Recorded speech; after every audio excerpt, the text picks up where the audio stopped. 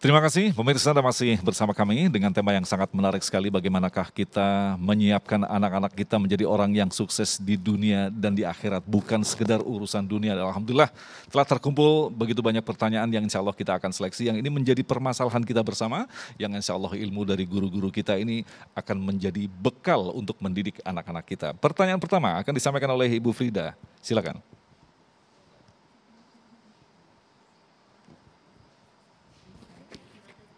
Mic-nya coba di-share, ya baik. Assalamualaikum warahmatullahi wabarakatuh. Ustazah Oki, Ustazah Nada. Pertama-tama saya perkenalkan diri saya, Frida Natasha dari Majelis Taklim Tasbih Asafia Al-Barkah.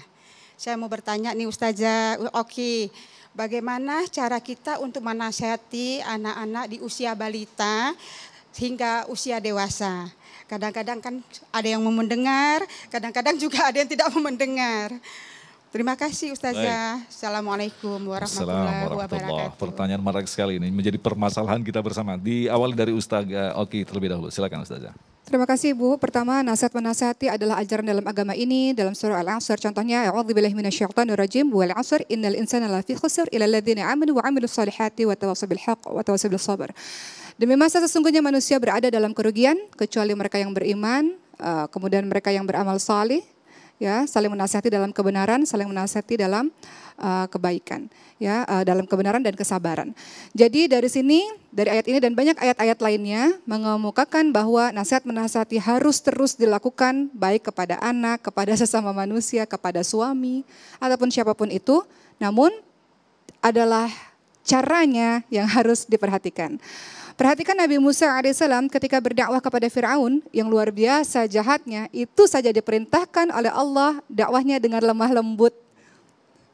Disuruh lemah lembut kepada Fir'aun. Makanya ada doanya ketika Nabi Musa mau berdakwah kepada Fir'aun, Rabbi shrah li sadri wa yassir li amri wahlul 'uqdatam min lisani yafqahu qawli. Lapangkan dadaku ya Allah, mudahkan urusanku, lepaskan kekakuan dari lidahku supaya dia mengerti, mereka mengerti perkataanku. Jadi sebelum dakwah, sebelum nasihat menasihati, ada pentingnya, ada baiknya kita minta kepada Allah kekuatan untuk kita bisa menasihati. Terkadang maksud kita baik, tapi yang ditangkapnya tidak. Maksud kita adalah yang A, ditangkapnya yang B. Jadi minta kekuatan daripada Allah supaya maksud kita sampai. Itu yang pertama. Kemudian berikutnya Allah Subhanahu wa taala juga ingatkan fabima rahmati minallahi linta lahum walau kunta faddan ghalidhal qalbi lam faddu min hawlik. Kita diminta juga untuk berlemah lembut, berkasih sayang. Kalau terlalu keras, kasar, nanti pergi menjauh dia daripada kita. Dan ingat, contohnya analoginya adalah kunci dengan lubang kunci. Kalau kita paksa kunci itu rusak.